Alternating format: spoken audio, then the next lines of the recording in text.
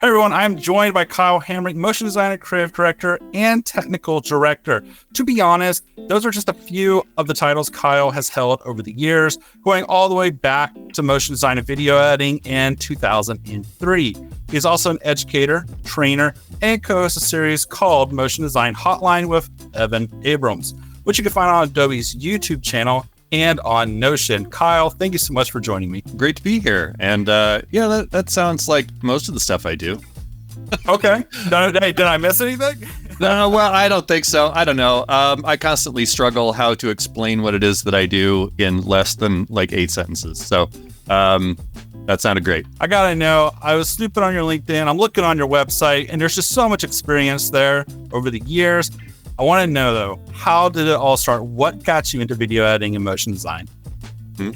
That is a good question. I have to, go way back to the days when our computers were hand cranked to remember that. I graduated college in 2003, the year you already name checked there. And I kind of hopped right into doing a little bit of everything. Production in general. I was doing some camera work and being on set, and I already had a theatrical background, so I knew a lot about the technical side and doing lighting and stuff like that. And then as I was starting to work and things I had done in college as well, editing kind of grabbed my attention. And pretty soon I got a job at an ad agency, making a lot of those terrific career college spots that you see if you stay home during the day. And a lot of that was just sort of like a phone number versioning factory. But they started seeing, hey, you seem like you could probably do something interesting. So they just sort of like dump a bunch of tapes in our bin of green screen footage and make something. So that's when I started learning After Effects and, all yada, yada, yada through 20 years. And here we are. Awesome. So when you're starting out doing the college videos, in my head, I'm thinking like the slow pan, just people walking on brick, going to like some building. Was it kind of like that kind of stuff? Being moody. Yeah. Some of that definitely happened. I also I was making a bunch of dumb videos with my friends in high school and stuff. And fortunately, I am the right age that all of my bad high school and college videos exist on tapes, and they don't exist on YouTube anywhere. So you can't find them. Yeah. But there's like the kind of goofy stuff that, teenagers and 20-year-olds are making today. Just, we had to make it with camcorders instead of our phones. I feel like back then, it's a boon in a way that I don't know. I have like a YouTube channel that I'll find every 5 years of something I made back in middle school. And I'll see it. I'm like, okay, I don't know how to log into it, but I know I hate these videos. I need to get them down. And so just having it all cassette somewhere or something like that. It's just okay, cool. At least you have a burn box if you need it. Yeah. I know we kind of talked a little bit briefly about how, you started out doing videos for college promos, things like that, university promos. But we did a bit of a time skip there. And I want to dive a little bit into the overall career, because I feel like there's a point where you really changed over to focus on a lot more education. In fact, you actually left to go start your own studio. You co-founded it with a group of others, and then past that led to education as well. So I want to know kind of what that journey was like. Yeah. I'm glad to see you did your research. So I had worked at that first place for a couple years, and I moved around to a few places. While I have been freelance for a long time now, close to 15 years at this point, I'm really glad that I worked at a couple places when I was starting out. Some bigger places, some smaller places, kind of, some of them were more ad agencies, some of them were production companies. And it really gave me some really good context for what works and what doesn't, and how to work with other people and how shared file systems should work and all kinds of stuff like that. Really, really valuable. So, for you younger folks watching this that are maybe hyped to go right into freelance, if you can work at a studio for a little bit or something like that, I really recommend it. Anyway, I worked at a few different places. I kind of fell into leading a meetup, co-managing a meetup group for video professionals and hobbyists and enthusiasts and all that. And not too long into that, a spot for teaching After Effects and Premiere sort of 2-day boot camps opened up, and somebody recommended me for that. And so I was doing those in person. And so I kind of, between those two things, like doing presentations at the group and doing these boot camps, that's where I kind of fumbled my way into learning how to teach. And, you know, presumably I had some kind of natural aptitude for it, and that's why people recommended me. And after, I don't know, at some point, let's say 2014, I started going to conferences. There was a really great one called After Effects World that was at the After Effects office, like the main office. And it was a really great moment of like all these excited nerds getting to hear about like sort of how After Effects was birthed from the people who did it. That was a good energy in that room. Anyway, doing things like that a couple times. I was talking to some of the other presenters, just kind of hanging out afterwards, which is exactly what you should do when you go to conferences. And somebody was like, "Oh man, you should probably present." And I was like, no. And then, you know, I went home, I thought about it a little bit. I was like, I guess I have been doing this stuff. I guess I kind of know what I'm doing, huh? Okay. And so I went ahead and sent my stuff in and worked out. And so I want to say probably since 2016, I'm just kind of guessing, since that point is when I've been doing live conference presentations at several different ones. So as you can see, like none of this was a plan. I just kind of fumbled my way through it, and it just kind of kept building on itself. I did a little bit of teaching at a college here in Kansas City. And around that time, I got involved with School of Motion and was TAing a couple of their courses, and then started doing tutorials for them, and then ended up being on staff for them. And then, stepped away from being on staff from them, and, you know, have been doing things on Adobe Live and other conferences, NAB, Adobe Max, teaching the Intro to After Effects course that's on Adobe's website. Blah, blah, blah. Like I said, there was no plan. This all just sort of kept happening.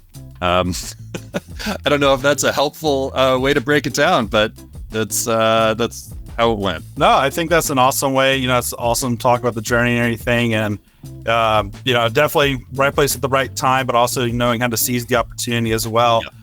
One of the things I do want to talk about is because I also feel like it was a ramp up in skills throughout your career as well that also provided not necessarily the opportunities, but your ability to take those opportunities and run with it. So I want to jump back a little bit to like 2010 when you co-founded the Feral Few. And I believe, correct me if I'm wrong, but that was you co-founding your own agency, right? Essentially, yeah. It was myself and a couple of folks that I was working with at a place that primarily did sports graphics. And there were some management things there that weren't ideal. So I stepped away from that place, and we had, myself and a couple of my friends there had kind of been talking, and so we all ended up forming the thing, and kind of as each of us extracted ourselves, we integrated into that. I would say we were kind of more of a collective than anything else. Kind of ended up functioning mostly as a sort of an umbrella for us to freelance under, and we would work on projects together a lot of times, sometimes not. I mean, honestly, that was mostly us making things, and that it was around that same time that I kind of started doing the teaching thing. So even back then, I was already kind of starting to have these two branches of making stuff and talking about making stuff. And I think from having several years of working already, and then from especially those early years of, effectively freelancing with some friends, and we were all just working out of our own offices or houses or whatever. I'm here in my basement right now, where I've been for years. There's no way to romanticize it. A lot of it was just grinding stuff out and like making stuff. And I think I'm a fairly technically minded person anyway. But through that and some of the previous places I'd worked, I just ended up being very efficient and efficiently minded. I'd worked at some places that did a lot of like sports versioning. And so you had to kind of be very structural and think about, ways to be quick there. And so at some point, I definitely didn't think so in those days. But at some point I was able to kind of look back and, like I said earlier, like, oh, I know what I'm doing. And I've learned how to be really fast and efficient and effective in After Effects. And I actually know After Effects really well. A lot of people say that you learn a lot by teaching. And one of the things that you learn is that you know what you're talking about. And it really helps you take the things that you know and make them tangible and structure them in a way so that you can talk about them to other people in a way that makes sense and present them in a way that makes sense. So I think a lot of, when I started doing some of those presentations and talking to the groups and teaching and stuff like that I already mentioned, that's when a lot of that stuff just kind of started clicking into place. And kind of really that teaching track, I've never quite figured out the balance here, but that definitely started becoming more of an emphasis. And at this point, I'm talking about making stuff a lot more than I'm actually making stuff, but I do still make stuff because I feel like that's important. And also that's why I got into doing this. So I definitely feel like if I ever stopped making things, not just like little fun things, but real projects for real clients that have timelines and boundaries and stuff like that. If you get away from that, I feel like you'd lose the ability to do this thing. I definitely think that's interesting. And it's interesting how working at an agency or any fast-paced environment, whether it be, working in sports, where I imagine you have essentially just tons of templates all prepped, ready to go to where you can interchange out, different graphics, logos, and so forth.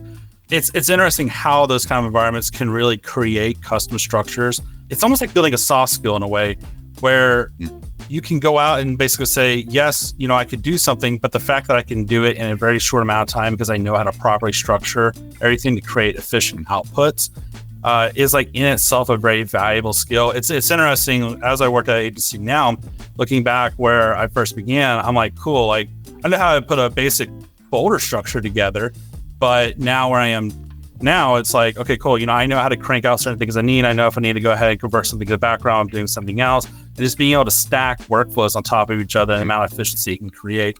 It's all very interesting. And it puts you in unique positions, like essentially what you're talking about, where it allows you to also explain those kind of things to other people who may not have had exposure to those environments to better themselves, essentially. So it's all very interesting. I appreciate you taking the time to share that. I want to jump a little bit into your time doing Adobe Live as well. I say that as if you're not still doing it, but you definitely are. It's always awesome to see that. But I want to talk a little bit about the first time you did your talk. And I want to talk a little bit kind of about what was going through your head.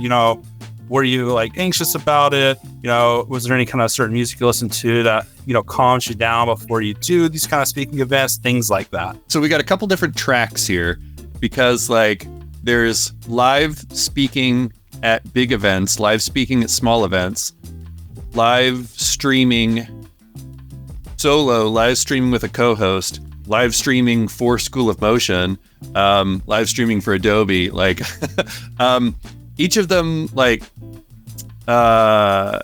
hits a little differently, I guess. But pretty much anytime you're doing a thing for the first time, there certainly are nerves that go along with that. And you learn how to handle it through experience. I mentioned, like, again, one of those things that only becomes kind of clearer in hindsight, but I had a lot of theatrical experience, mostly in high school, but then through college, I worked at a touring theater, so I did a lot of tech stuff there as well. And I was primarily on the tech side, but apparently, I got just enough stage time that it made me more comfortable doing all of this kind of stuff, which again ended up being helpful. But I did have that sense for, I'm not even sure how to verbalize it, but just like knowing how to both plan for things and also how to react when things don't go right. When you're in a live or virtual live or whatever that might be setting. So a big part of it is just kind of like knowing how to roll with it, but also planning for that. But whether it's like first time presenting at Adobe Max, first time on Adobe Live, first time doing an actual stream, whatever. There's certainly nerves. You kind of learn to like shove those over here or find a way to channel that to make it useful. I've definitely had instances where doing live talks, like I really prefer talking about technical topics. I feel like that's a little more of a security blanket, because I could probably talk you through things in After Effects with my eyes closed in a lot of cases. But if I need to start talking about soft skill topics or something like that, which I also do. I remember one of the first times I did that live, I looked down to get a drink and I realized that my hand was trembling. And I was like, oh, I have fully suppressed all the nervousness that I'm clearly feeling. But hey, right on. I'm just going to keep rolling with it. With, anytime you're doing streaming and stuff, as we sort of experienced a little bit right before we started, there's so many variables that you can and can't control. And as you're pushing stuff to YouTube, in particular, like, there's something different every time. You just kind of deal with it. It is what it is. At the end of the day, the world's not going to stop turning if people need to wait 5 minutes for you to figure out a technical thing. Or if you have everything going and you start talking to your guests and you forgot to hit the go live button, done that too. They all happen. The world keeps turning. It's fine. I love that. I don't know if I answered your question, but no, I think that's great. It's interesting because I think our first view could be misconstrued as a level of apathy, but it's really not. You're absolutely right. It's like if something messes up, you just keep the show going. The show has to go, and you just keep rocking with it. I think, and on the contrary, I care way too much about all of these things. I put way too much effort into pretty much all of the stuff, largely so that I'm prepared if anything goes awry. Exactly. Yeah. I love it, man. It's a lot of confidence, at the same time, understanding it's the problem solving. You're just troubleshooting and rocking at the end of the day. So I got to ask though, 2025, this is a new year. You got any big goals for the year? You feel like I would. Okay. Hey, there's the answer. Seriously. So Evan and I are about to do our 100th episode of Motion Design Hotline, which, is pretty cool. We've been just kind of trucking along on the show for, we did it for a few years, then we paused while I was at School of Motion, and now we've been doing it for, since the previous March, 2 Marches ago, whatever. And it's really nice being able to, do it on Adobe Live and have folks watching it there. So, we're going to keep doing that. It's a lot of fun. It's pretty much just like two friends get to hang out and After Effects knowledge spews out of that experience. So hopefully it's enjoyable to watch. It's great to make. Like I said, I like to keep making stuff. I do, client bookings and full service projects as well. Just kind of depends on what comes in. I don't know that I have any super specific goals per se. I feel like when I try to make those plans, they just end up, becoming more Post-it notes on my desk that I don't get to. So, no, I kind of just roll with it. I certainly have things that I'm aiming to do, but I don't know if goals seems a strong word, maybe. All right. Hey, I definitely get that.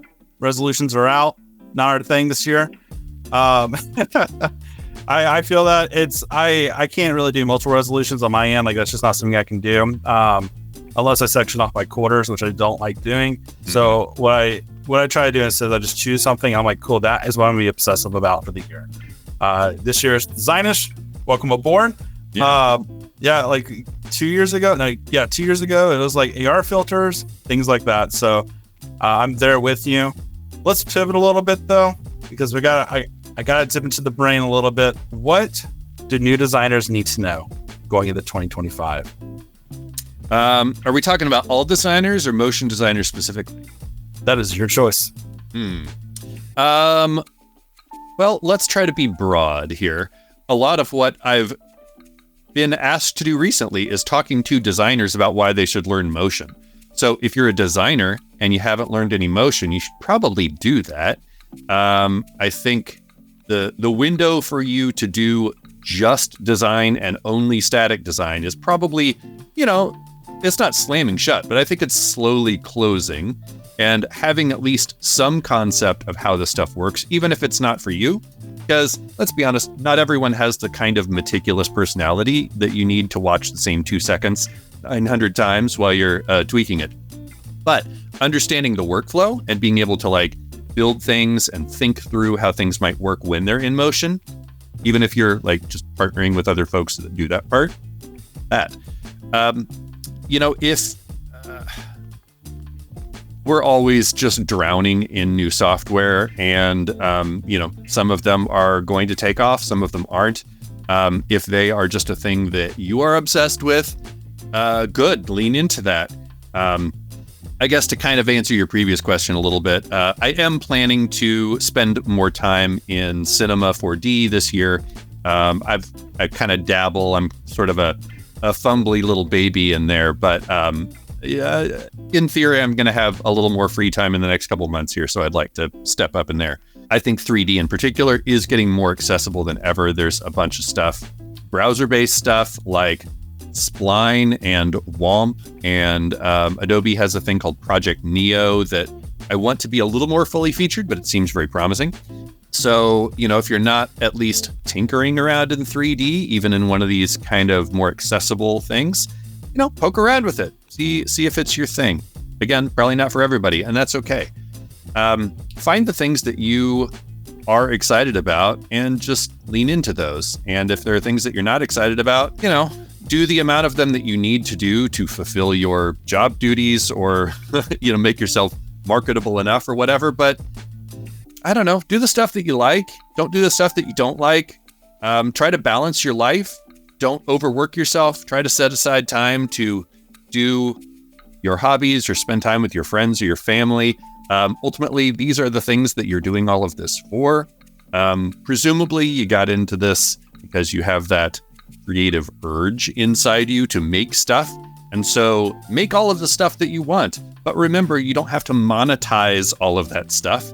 And you can just make crappy drawings for yourself if that helps you relax. And then don't put them on Instagram and don't obsess about making, in-depth BTS reels of how you made your crappy drawing. Just do it to do it. That's okay.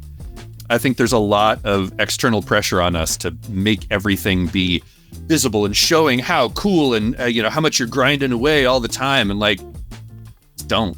Hey, that's straight to the point. But yeah. Especially the BTS. There are times where I see a BTS for a project and I think to myself, I'm like, that probably would have been enough time to do something else as well. Just do another whole new creative piece or at least explore like a miniature kind of deal. And don't get me wrong, it'd be nice if the actual thing you made got half as many views or a tenth the views even as the BTS does.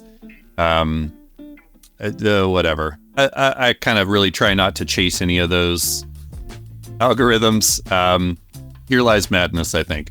That is fair. That being said, when you're jumping into Cinema 4D and you make a subdivision cloth dropping on a ball over and over again, starting with 4 faces, 6 faces, or whatever, I'm gonna message you, man. Get ready.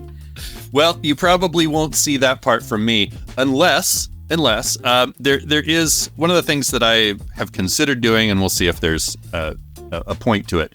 But, I would be coming to it with a little bit of, very scattershot knowledge of cinema.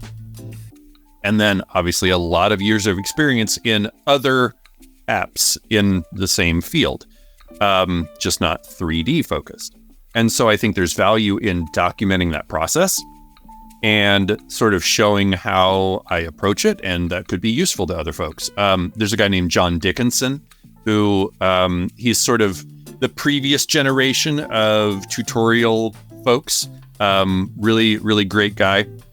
And I recall, this was many years ago now, but he started intentionally getting more into 3D, and he was putting out a lot of stuff as he was, working up, and you could see him getting better and better at it. And it was helpful to sort of see oh yeah, even though someone's already really good at this other thing, they can, start at the bottom on this skill and share their process.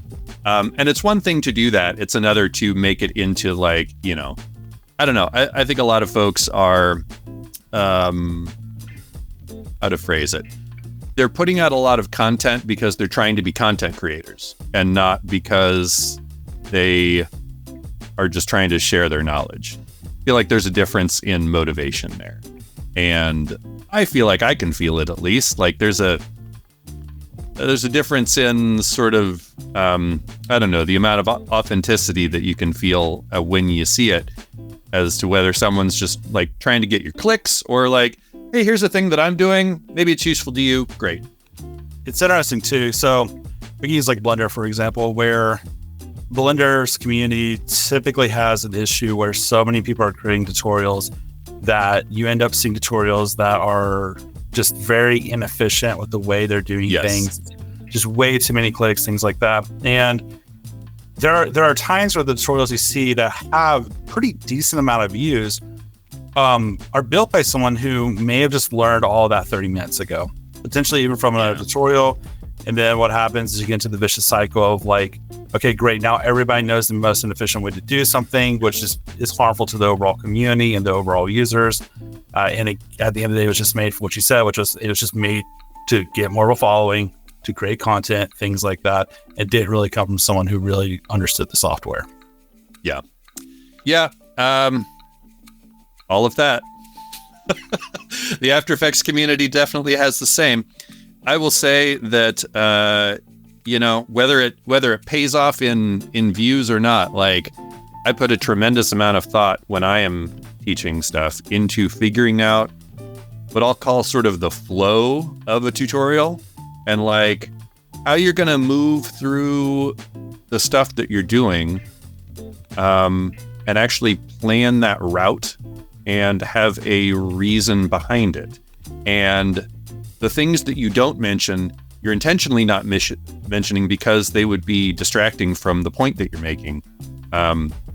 Which, I mean, believe me, I would love to give like every of the 9 little caveats that might come up as we're talking about a particular technique. But sometimes that's just going to take away from what I'm talking about because, especially if you're talking to like a more beginner crowd, like they don't know the stuff they don't know yet, and they're just absorbing this one key concept. And so if you overload them with 9 other things, or a bunch of terrible, inefficient workflows, or here's the one that I absolutely can't tolerate, when someone is doing a tutorial and they do something, they say, oh, just do this. I don't know why, this just works this way.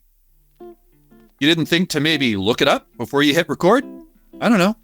I call that, typically I call that tutorial porn. The reason being is because it's like, there are certain channel. I know like we're on the tangent now. We're here. Let's go grab the soap. I love tangents. That's where I live. There we go. But there are some content creators who they show you how to make something cool. They don't show you why it's done the way it is. Yeah. And then you end up, listening to the video or whatever, and you hear them say essentially what you said, where it's like they don't really know why something works the way it works. They just know this is somehow how they managed to hack it together. There are like rare instances where I think that's okay, like very rare, but for the most part, it's like cool. So now you know how to do this cool visual, but you'll have no clue how you're going to put it into anything or recreate or whatever because the person couldn't explain why something worked the way it worked. Yeah, you end up with a lot of folks that can follow a specific series of clicks, but they can't take that anywhere else. So ultimately, like, I'm not saying it has no value, but it would be better. And I mean, let's also be realistic. Not everyone wants to eat their vegetables and learn the basics, right? But I've seen a tremendous amount of folks, especially at my time in School of Motion, seeing people who were taking those courses and TAing a lot of those in particular. There were several folks in like the beginner's After Effects class. Some of them had never opened the software before, but most of them had been using it for a couple years, realized that they didn't know how to actually do anything aside from these few extremely specific things. And they had not ever like learned any of the fundamentals to actually put those together to know how to really do anything else. And those people, you could see like within the first couple weeks, they got it, and then they took off because it finally all sort of synced together. I feel that way specifically with character rigging tools with After Effects, where it's always a point of discussion where I sometimes it's not common, but sometimes I will see a potential project where someone's like, hey, I want to do this explainer maybe, or I want to do this animation. I want to have this person that's walking as well. And it opens up the discussion to that is like its own thing. Like character animators are like their own thing if you want it to look right. It's really interesting. And you can really tell when someone has watched the tutorial and then just try to replicate it with something like Duik, or maybe they're even just using, like pen tools or something like that. And you can get away with it sometimes if you're just moving an arm left and right, maybe you're waving it around. But there are times where you see a walk cycle and you're just like, that doesn't look right. Yeah. Well, I think character animation is a great example. It's not something I specialize in, certainly, but there's a tremendous amount. Like building a good character rig is a very technical skill. Making good characters that move in an interesting, charismatic, charming, relatable way, that is an observational skill and an artistic skill. And there's a lot of people that are great at both of those, but you don't have to be. A tremendous amount of it is just kind of like knowing how to make the thing feel right, for lack of a better word. And of course, shooting reference often of yourself, acting like an idiot, whatever your character needs to do, but knowing how to like when to copy that and when to exaggerate it to give the thing its own life that's appropriate for the context. But I feel like a lot of motion is that, whether you're making a realistic person or you're just like moving a circle around on screen, like a lot of it is that why, so that you're doing things in an intentional and thoughtful way. So you're not just moving the thing and following the clicks, but you're making creative choices about why this thing is doing that. And if you do it right, in theory, your viewer will absorb some of that, maybe not even consciously. I love that, because I definitely have felt that before. I picked up just even watching a tutorial where someone will be doing something to explain what it is, but then I might see them do something that's not related to the tutorial, but it's just like a good habit, whether it be stacking layers in a certain way, things like that. And you're like, cool. Like if you download certain templates and you use them in your After Effects projects, there are times where you'll look at that template, you'll see how the person structured the template, you're diving into it, and there are no layers named, and you're just like, this is a labyrinth. Like, good luck. I used to joke that I could always tell, well, I still can, when someone is asking a question about something, usually like on an online forum or Reddit or what have you, they don't say that they're trying to edit a template, but I don't know, I just learned pretty quickly, like, I could smell it. Yeah. And unfortunately, the answer in most cases is, well, that's built as a template. And so it's built to do exactly the thing that it's built to do. And once you're trying to get outside of that, you are untangling spaghetti. You're trying to unmake soup at this point. And it's possible, like, you might be able to extract the pieces that you need, but especially if you're a beginner, this thing is built and structured in a very specific way so that all you have to do is replace that thing and, click 3 things. So if you need to make it 10 seconds longer, like, you might need to go into 35 pre-comps and change all these things. And I don't know. Yeah. No, you're right. And then, on top of that, especially, you'll get a template that'll use Element 3D or something like that. If you're not exposed to that software, you're just like, sure. Whoa. Which is a whole other thing to learn. What is something that you think new designers should be looking out for, though? Like just emerging designers, graduating designers, anything like that? Looking out for. Well, keep your eye on the different softwares and trends and stuff like that. But just to, make sure that you are remaining marketable enough. This is a little bit tricky of advice to give. So I want to kind of like make sure I'm framing it right, because it depends a bit on your market and how much experience you have and stuff like that. But so there's a lot of value in being a generalist, which is how I've marketed myself through most of my career. But if you have a specific style or things that you are hyped about, excited about, like I said, lean into those things because those are what make you interesting and make you stand out from the hundreds of other people that can achieve the same technical things that you can achieve, but maybe they don't have that thing, that you do because of your weird assembly of obsessions and hobbies and whatever it is that ends up kind of turning into that thing that is your style that you probably won't even necessarily recognize until you look backwards at it. So keep tabs on all the things that are happening, but do it your way. I think the reason why I struggle with that a little bit is I know, I'm a 40-something white dude. I'm not starving to death. I'm not, desperate for another project to show up tomorrow. And I understand that it's easy to kind of say those things when you're not, freaking out about how you're going to pay your rent next month. And so if you're freaking out about how to pay your rent next month, do the thing that makes you money. But try to find your path through all of these things and remember the reason that you leaned into doing a creative profession is so that you could do interesting things that were interesting to you, I assume.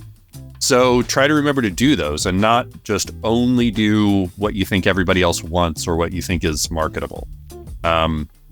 Because a lot of times you will see, if you look at the best demo reels or, the designs that get highlighted or whatever, it's because those people have something that they do that is different than what everyone else is doing. You heard it here. That's do your thing. One guy's opinion. No, hey, we're here for it. That's why you're here. What do you feel elevates a good designer to a great designer? I feel like kind of what I just said. Having kind of your own taste. But I will say, I think a big part of it is paying attention to stuff. Sounds kind of simple, but knowing the software is good and having a good design eye for whatever, little corner of this weird world you're in. That's very important, but just pay attention to stuff. Look at the details in your design and make sure that you don't leave silly mistakes in there, unless you're doing that trick where you leave a silly mistake so that the client picks that and not the other things. Oh, you're talking about present 3 logos, but one of them is really bad. Yep. But also outside of the actual thing, pay attention to your emails or your Slack or whatever. Pay attention to the brief that you've been given. Double check your stuff before you send it.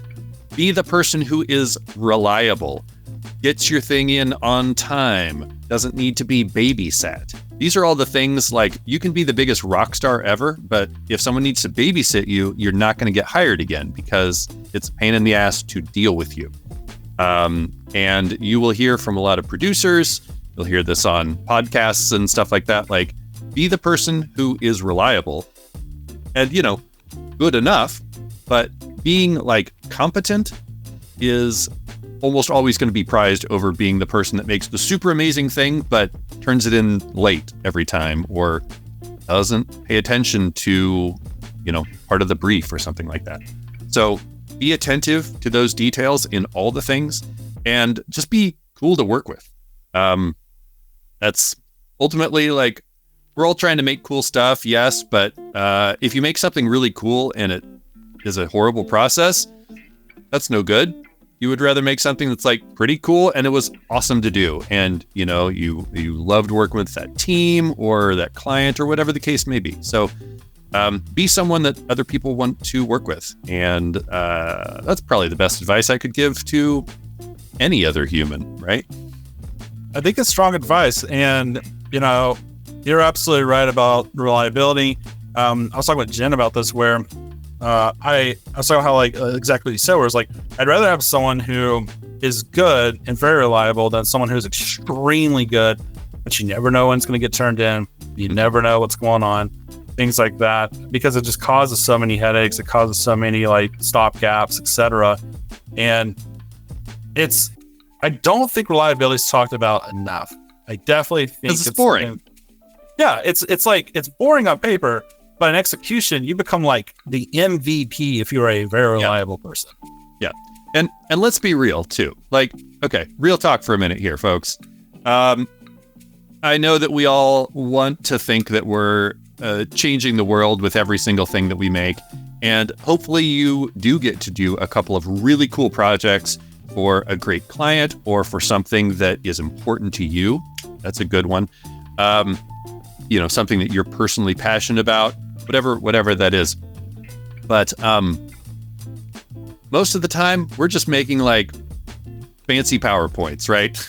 They just need to get done, and they need to be serviceable for the thing that they are. A lot of the work that we do, again, whether you're doing static design or motion or 3D or whatever, a lot of it is communicating some information in a visual way. And you just need to have the thing do what it needs to do. It's not necessarily going to win you an Oscar or whatever, but if you do the thing effectively, that's what, that's great. You succeeded.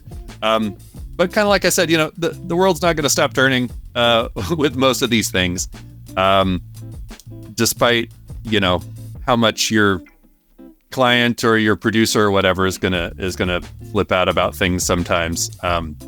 Be reliable, but also sort of be realistic about what you're doing. And you're not curing cancer here, right? You're making a graphic for an app or a widget or whatever it is. It's fine. And ideally, if you are making motion design PowerPoints, don't put 6 paragraphs on one scene. Yes, minimal text.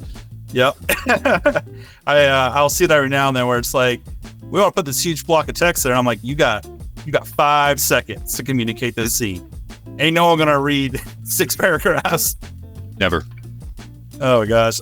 So on your website, sorry, last thing on my end, but on your website under the Millinotes section, you mentioned Dungeons and Dragons. Do you still play? Frequently. Okay. All right. What's your kind of go-to class? What do you like? Well, I like a lot of them. So I know this will surprise no one, but I am someone that knows the rules of D&D extremely well. I've been playing it since I was probably about 15. And sort of the aspect of let's